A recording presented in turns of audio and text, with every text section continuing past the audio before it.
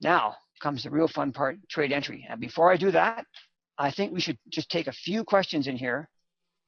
Shirley, have you seen anything going by that? Oh, I've been answering as they go by. Have you really? Yeah. Do we need to answer a few questions right now, or are we okay with this? Can we? I don't want to. I think we're okay right now. I haven't seen anything. If anyone has any burning question, just throw it out there, and we can deal with it right now, or we can keep going. Sure. I'm just going to read a couple as they're coming in here. The U.S. dollar index you can get that from free from, I think, Broco Trade. I'm not advertising for them, by the way. I don't even have an account with them. But if I think Broco Trade, is that what they're called? You can get a demo account and you can get the U.S. dollar index. When do you start the day?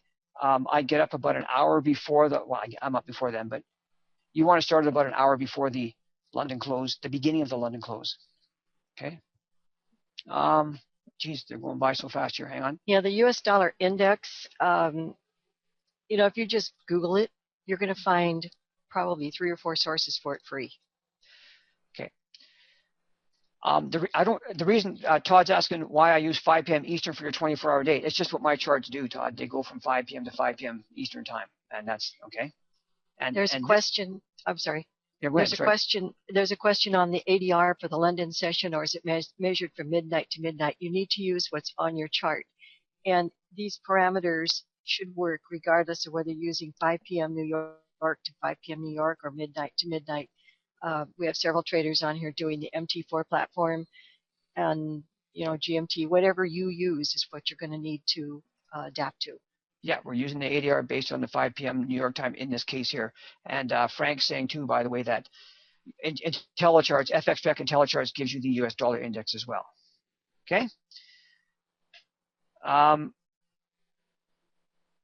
So is it okay to use local time, the local high of the day? I live in England. Yeah, use what your charts already have. You'll find the same pattern sets up anyway, Cynthia. And okay.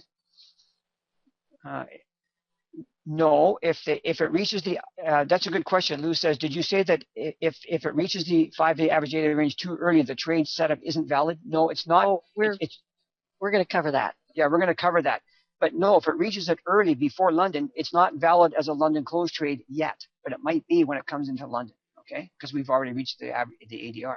We're going to show you some examples of early, mid, and late. Yeah. Jonathan, when I say check the US dollar index average daily range, what I mean is that see if it's traveled a distance equal to its 5-day average daily range at the same time as other pairs are making their ranges, their ADRs, coming into the London session. Okay. And Dean, this is a counter trend trade in most cases. Yeah.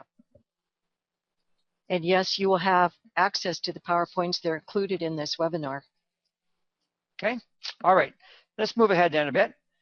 And if it's just comments that you want to make, guys, if I could really ask you, please, not just to make just comments. I appreciate them, but I just, because it's really hard to read the questions when they scroll through here like you wouldn't believe, just kind of rapid fire.